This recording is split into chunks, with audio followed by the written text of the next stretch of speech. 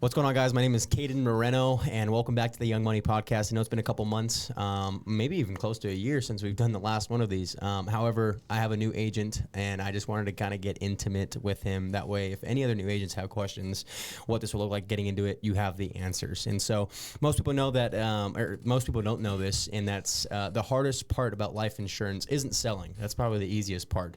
It's getting into it. It's sitting down and looking at that first lead and asking yourself, man, how do I call this lead? And so today we have Landon Rippey on. Man, this kid has a calling on his life. Me and Peyton met him at church, and the way he speaks about Christ, the way he speaks in general, his vocabulary, man, it's insane. I just got the chills saying it out loud. So, Landon, go ahead and introduce yourself, my man.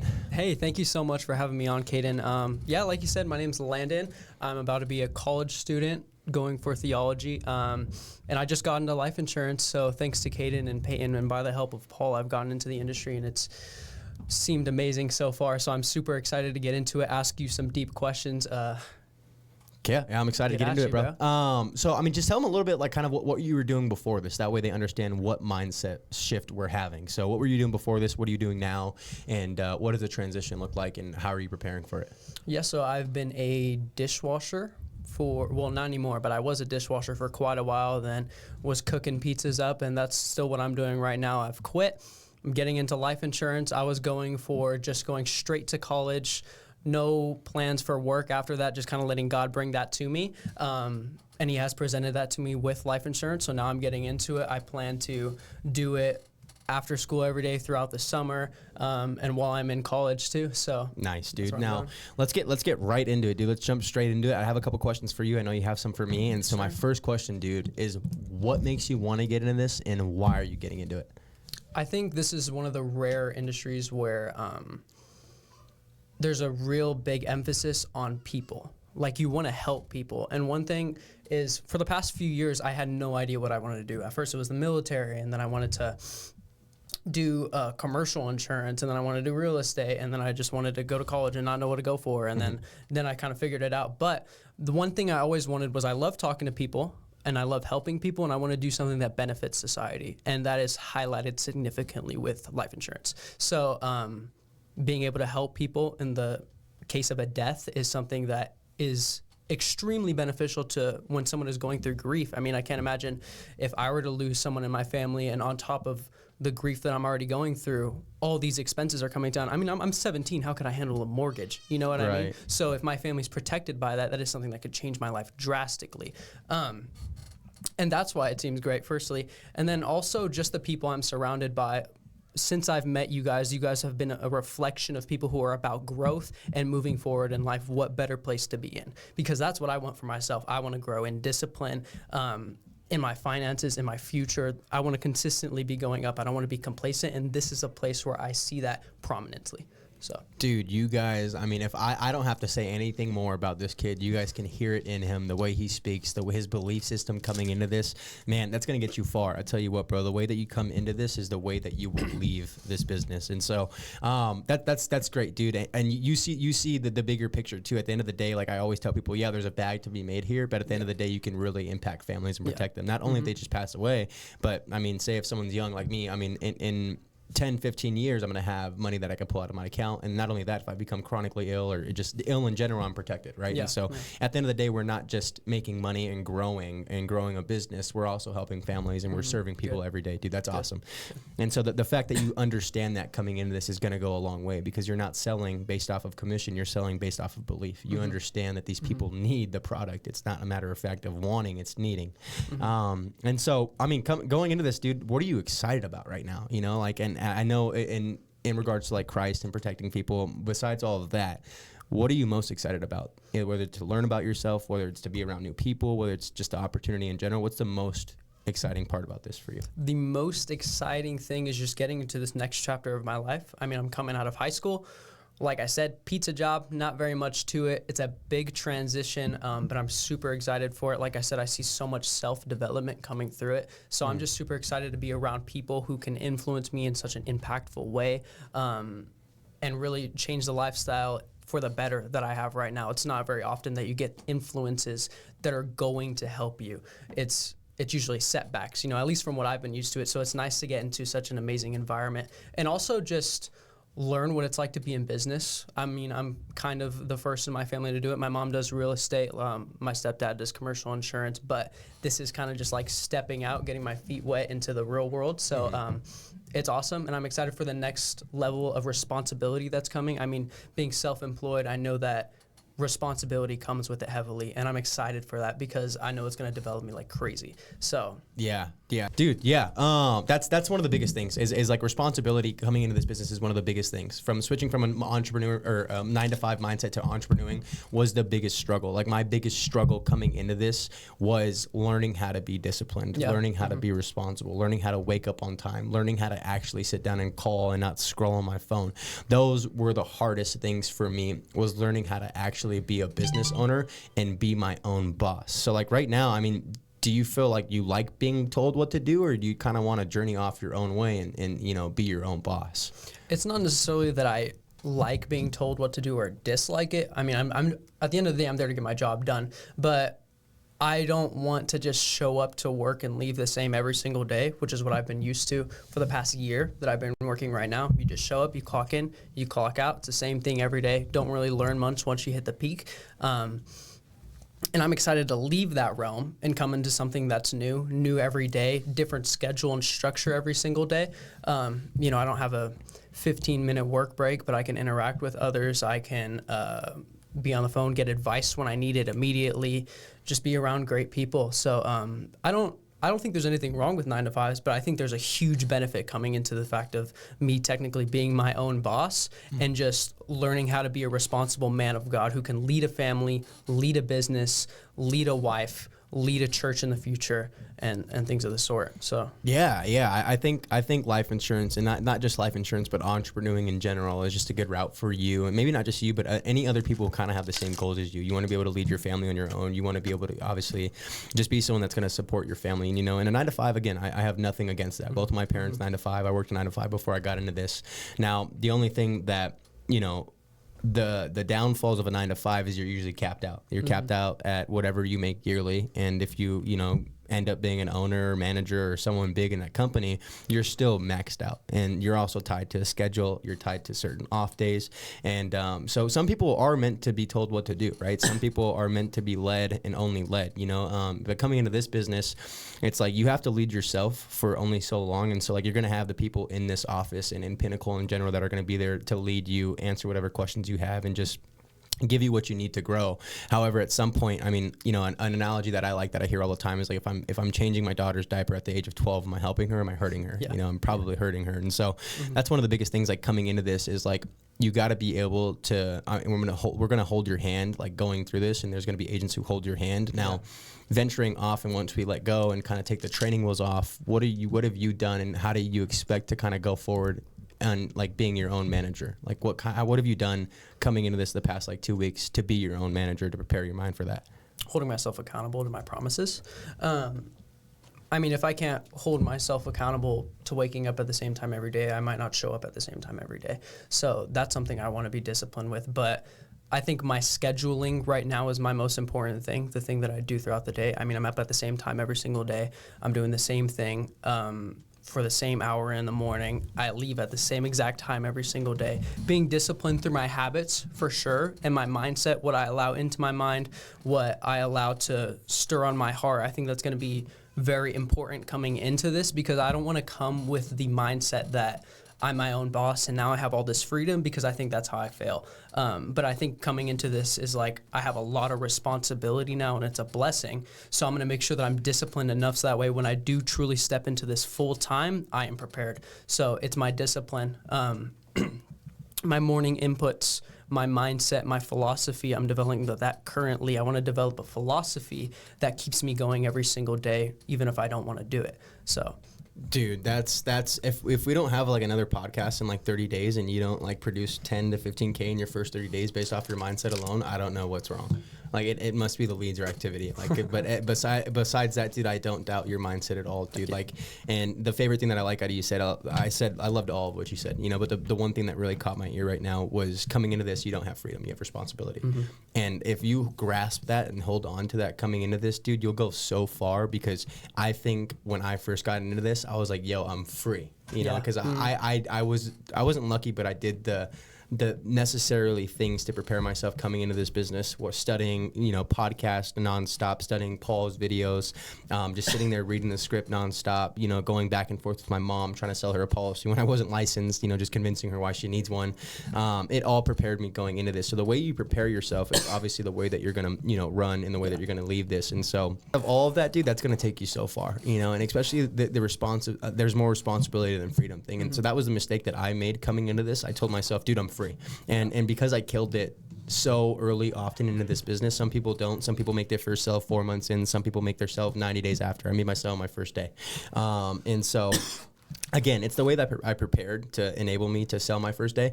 Now, when I did that, dude, it was the biggest check I've received in my life. I got a $1,200 check, and, you know, like, those are like the checks that I've been receiving from any other job. I was like, yo, I just did this in an hour. That's crazy. I'm free. And I think I took like the next week off, bro. And so I was golfing, freaking going to the beach. I was like, yo, I'm rich. I got $1,200. Let's go. That $1,200 lasted like the first 2 days. Dude. And so that's what really taught me, or that I wish I had that mindset coming into this, is responsibility, not freedom, because I probably would have I would have produced good fruit with the $1,200 that I had and invested it back into my business, but I didn't understand business then.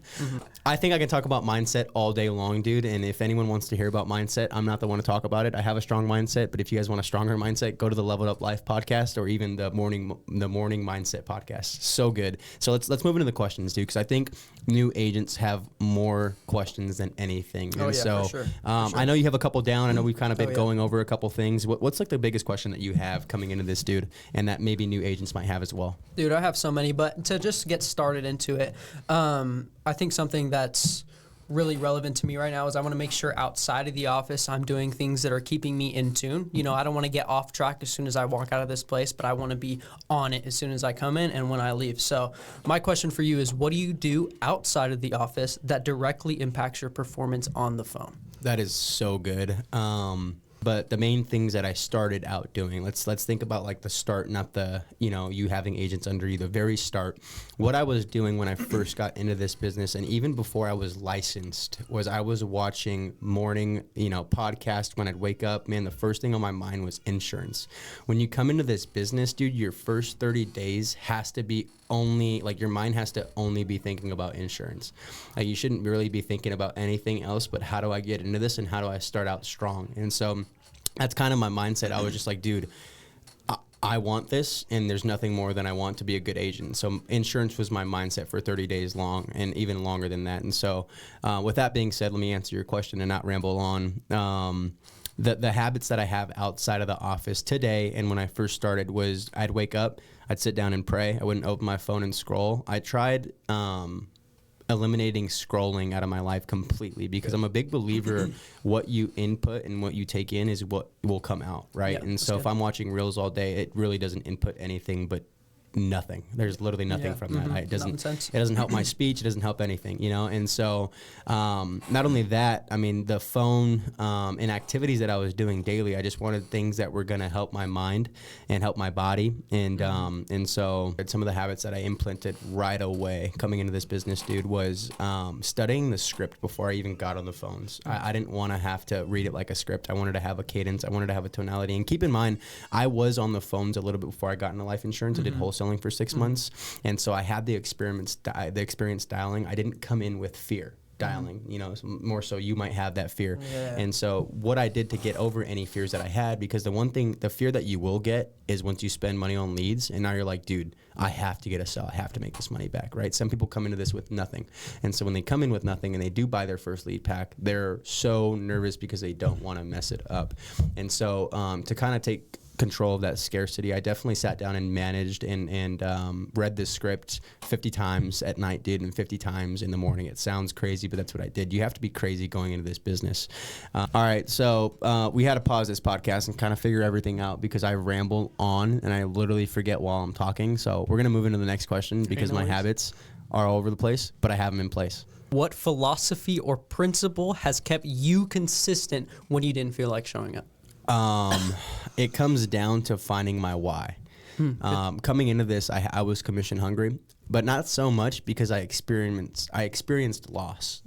So when I got in this, it was like 4 months after my best friend Philip passed away, and so we were left with a financial burden. And so I was holding a sign on the side of the car wash, trying to raise money for him. And so my why really leaned into that. So coming into this, when I got on the phones, I wasn't really commission hungry. I really understood that the person that I was talking to on the phone requested help, requested life insurance. And so you always hear Paul McLean say this, but if I don't tell myself that if I don't, get this person some life insurance and they pass away tomorrow, I could potentially be screwing that family over, and so coming into this, I had to really sit down and find my why. That way, when I'm on the phones, I'm not commission hungry and I'm not just searching for the wrong things or looking for the wrong things. And so that why, I still am looking for like the deepest why today. However, the why for me is helping people grow, because I've seen the change in my life the past 9 months, and it's been the best thing for me. Not just my bag, but I've grown in the 5 areas that matter most, which is faith, family, fitness, franchise, and family. A lot of people could probably testify the amount of change that I've had in my life. And so when I tell people about this opportunity, I don't just tell them about the money opportunity. I tell them about the opportunity about being in an office around people who want to grow. And so really sitting down in my word and just kind of finding how I can, make an impact on people, and not only just the clients, but other people like on social media, or even, for example, having you on the podcast right now. My mind just always spinning on how can I make an impact on people. Good. And so coming into this, you really got to have like a why, and because that why will keep you consistent. And so like my biggest thing that I like saying the most is like, where do you get motivation from? And you get motivation from a desire. And where do you get a desire from? You get a desire from a why. If you don't have a why, it's really hard to have motivation, especially when you're getting beat up on the phones, dude. When you have those hard weeks, when you have your girlfriend breaking up with you or whatever may have happened, like how are you going to stay consistent? Yeah. And I just kind of look back and say, well, I'm doing this because I want to impact other people and I want to help other people. And so that's where I get my consistency from. I could just kind of sit down and go back and ask myself, why am I doing this? Why am I in this business in the first place? Yeah, that's really good. That's really good. Speaking of consistency, I have a question on that. So what has this industry taught you about consistency that you could not have learned in any other field? Oh, man, dude, these questions are good. I like them. The one thing about consistency that this business has taught me is if you're not, you won't make it. Yeah. And so anything with a gym, dude, you can't go to the gym for a week and find some abs and over the weekend, and so that with that being said, say you did hit the gym and you had some abs on the weekend, go eat a burger on Monday and Tuesday, those abs are gone, right? And so and I learned right away. It goes back to when we were talking about me thinking I had freedom coming into this, when in reality I had more responsibilities than anything. And so when I made my first couple of $100s or thousands of dollars in my first couple of weeks, I took a break. I got off the phones. I thought I was okay, and that set me up terribly, bro. It hurt me way bigger than you could ever expect. I came back, the $1,200 that I made, it ended up being like a chargeback, so I had to I had to pay that money back and sell like 3 more deals to get back on track. And so differs from anything else. It's just taught me that you have to be consistent, bro, and not just consistent in waking up on time every day, in dialing the phones all day. You have to be consistent in all of the areas. You have to be consistent in the gym. You have to be consistent with your family. You have to be consistent with your agents. Dude, I have an agent that quit on me because, I wasn't calling him every day. At the end of the day, it's not my responsibility to call that person every day. They have to reach out and ask for help because I have a million things going on. But it taught me consistency in every area. Consistency in my clients, checking up on them. I've lost a couple clients because I missed an appointment. So it's just being consistent in every area of your life. That's relationships, family, money, schedule. That's basically what that taught me. Man, that's so good. That's so good. So what is one single discipline you built that changed everything for you, and where would you be right now if you never started it?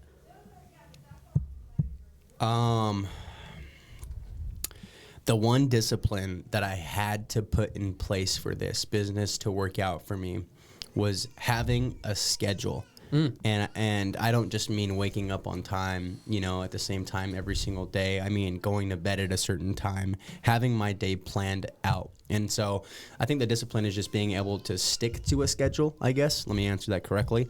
And for a while, I didn't have a schedule. I'd stay in the office until 9, then go to the gym at 10, get home at 11, scroll on my phone for 30 minutes, and then end up waking up at an inconsistent time, whether it was 7, 8, 9. I'd get in the office at a new time every day for my first couple of weeks. And so Holly Newton at our California boot training, she went over schedule. And for that first week, I inflicted a schedule. I wrote down what time I wanted to wake up. I wrote what time I wanted to leave the office, and I wrote what time I wanted to be in bed. And I just started out with 3 things. Simple. What time I wake up, what time I go to bed, and what time I'm leaving the office.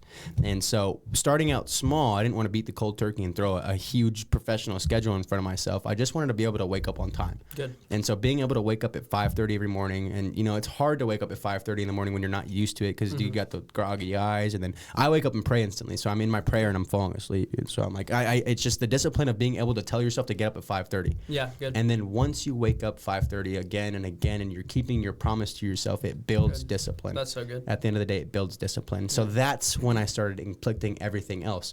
Wake up at 5:30, out of the house by 6 a.m., in the office by 6:30, dialing my phones by 8 a.m. No one can touch me for the first 2 hours of my day. I'm on the phones from 10 a.m. to 11. I'm reaching out to my agents. From 11 to 12, I'm eating some food and resharpening my axe. But yeah. And I want to touch on that real quick, resharpening your axe. We have in Pinnacle, we have a lot of things like meetings. We have daily meetings at 8:30 a.m. And we have some of the top producers in those meetings that talk about I'm going to turn to you guys now, that talk about growth and kind of going over objections and struggles that people have recently had. And I, for a while, would ignore those meetings. I'm like, dude, I don't need these meetings. I'm just going to hop on the phones. I'd rather dial more. An analogy that I hear from Paul McLean all the time, dude, and it's like one of my favorite ones. There's 2 guys in the woods. They're both chopping down trees. One of the guys stays for full 8 hours, and the other guy leaves for 2 hours of the day and comes back. And he still manages to chop the tree down faster than the other guy. And so now, Bob's like, dude, how are you cutting down that tree faster than me? I'm here all day and you're leaving for 2 hours. Like, how are you doing that? Yeah. The guy responds, bro, I go home and sharpen my axe.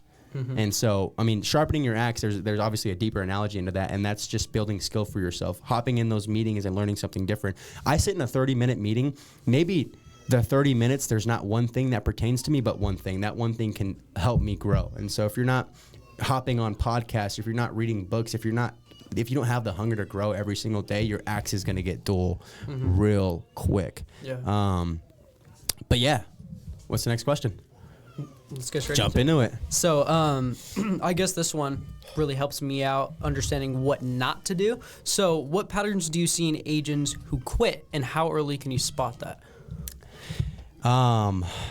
I've seen it twice now. I've had 2 agents that quit on me and have kind of ventured off into doing something else, and I kind of blamed it on myself for a while. I was like, what could I have done to benefit these agents better, or keep them in the business, or motivate them? And then I just sat back and looked at their habits and looked at what they were doing that kind of brought themselves out of the business. And life insurance, when you come into this, you're either gonna make it or you're gonna tire yourself out. There's no excuse except yourself on why you didn't make it. And so, to answer your question, I think some of the worst habits that I saw was self-doubt, not believing in yourself coming into this business, and just not going full in. I understand that some people coming into this, they already work a full-time job, and so they want it to be like a side hustle. I think it's really hard to make that work, because you can't just dip your feet into the water, because if you dip your feet into the water, you're going to buy $100 of leads. And I mean, who knows if you're going to make a sale off those $100, And so you're going to be like, well, dude, I spent $100 on leads and I didn't make a sale. Why should I put another 200 in? And so you're going to squeeze the lemon that's already been squeezed, and you're not going to get anything out of it. And so that really tires you out. And so I think one of the bad habits is self-doubt. People who are self-doubting themselves, saying they're not good enough, just doubting the system. I think another one of the things is trying to take control. I gave a proven system to one of my agents, and I'm like, dude, if you do these steps right here, you will make a sale. And he basically ignored the 4 steps that I gave him and just wanted to make his own. You know, he had footsteps in the snow to follow, and he kind of just ventured off his own way. Yeah. And so, and that's a great thing. Being able to figure stuff out your own way and using a structured system, that's how you become the top 1%. You know, like you can't always follow your own system because who knows if you're going to get to that level, you know? And so you kind of have to go your own way. Anyways, I think being able to be coachable and to follow a system that's proven to work is so important, especially when starting out. When you're starting in a business, it's like being an employee at McDonald's. If they teach you how to make a burger this way, are you going to try to go make a different way? No, we're not making a Wendy Mac here. We're making a Big Mac. And so following a proven structure. And then I think another thing, it just has to be not having the discipline and not having the self-belief. I know I said self-doubt, but it's more so self-belief. If you don't have the belief in yourself that you can become a new person, because the first week in life insurance isn't about selling. It's about becoming the person that's going to be able to sell. That's good. And yeah, I don't know if that answered your question. No, that's so good. That's so good. I think one of my biggest things coming into this is my self-belief. That's something I'm really holding myself accountable to, because I mean, I am coming out. Granted, I'm only 18, but I am quitting my job. I am taking a new step. I am jumping right in because I want to be fully submerged. You know, the same thing I've heard from everybody is you kind of got to go all in. This isn't a side hustle, like you said. People are working all day long, multiple days a week just to close. So I'm really big on my self-belief, and I'm really glad to hear that is truly important and that I What have you done to, like, in your time? Dude, you're 18, bro. I'm 19. I mean, not far off, but I'm a big believer in, dude, your mind is very built. I mean, I want to say more built than mine, you know, in regards to like religion or faith and just discipline in the way you speak. What have you done to, and not just prepare yourself for this business, but what have you done to have that self-belief in yourself? Besides, you know, not besides, what have you done to have that self-belief in yourself, bro? Because I want new agents that come on or just go into entrepreneuring in general. I want them to have this for themselves, dude. And so if you can provide information for anyone to be like you, bro, or be as close as they can to you, or have, you know, what you have, dude, drop that on us right now. Man, thank you. Well, thank you for the words. I would say, firstly, a year and a half ago, I was not who I am right now. I didn't have the mindset I have right now. I didn't do the practices that I do right now. I was completely lost. I had broken relationships with my family. I was entrapped in lust, no purpose whatsoever, no meaning tied to my life. So what allows me to be the man I am today is my purpose, my why, my meaning, who gives me value, God, right? When I came to Jesus, when I first walked into that youth group, I instantly felt something different, and it was the people around me had something special, and it was purpose. They're happy. So you'd say just putting yourself around new people and people who want to grow. That wasn't even my intention, though. But it's just like instantly you feel it, and it's like, man, this is where I need to be. And I kept showing up. God spoke to me. God interceded on my behalf, and he started to slowly renew my mind through practices like reading my word every day, showing up to church every single time, being consistent with these things. One, because I liked it, and two, because the things that followed were significantly better than what I was doing before. So gaining purpose in he who gives me value has allowed me to have the confidence I have today, because when life insurance came my way, it came my way. Like, it's not to sound cocky or anything, like, yeah, man, this found me. But like, God presented this opportunity to me because he knew it was for me. Therefore, I'm confident I'm going to succeed. Maybe I'm not going to succeed my first week, my first 3 weeks, my first month, whatever. But no matter what, God has given me this industry for purpose. He has given it for me for a significant chapter of my life that I need to go through. I'm confident whether or not this is long-term, that he's given it to me with purpose, so I know that I'm going to do it. And I'm going to do it to the best of my ability, because who am I? Someone who's presented with something so amazing by such amazing people, to take that for granted and to say, I'm not going to go all in. I'm not going to do everything that I can. I don't deserve this. It's by grace that I have this opportunity, because if I didn't learn it from you guys, I never would have done it.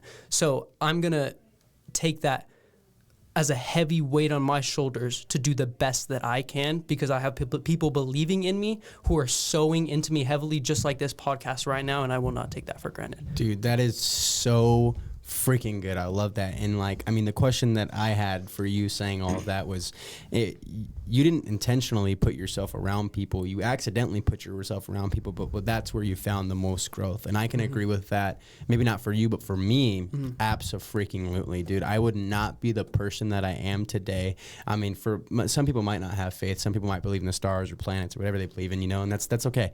However, Jesus Christ is their Savior, and you know, that's what I believe. And so with that being said, if I didn't get into the church our church is great, and I'm not saying others aren't, you know, but our church is really full of people who want to get closer to God, and you can feel that as soon as you step into the doors. And so, but besides church, when I stepped into this office, it's not like I knew that the people in the office wanted growth for themselves. It's not like I knew they were thriving for something new for themselves. And so until I put myself around new people, I didn't grow. I put myself around Paul McLean. I put myself around some realtors. I put myself into this office, and they're all adults. I was the first person in this office. There was no one my age in here, and so I was just put around people who want to grow.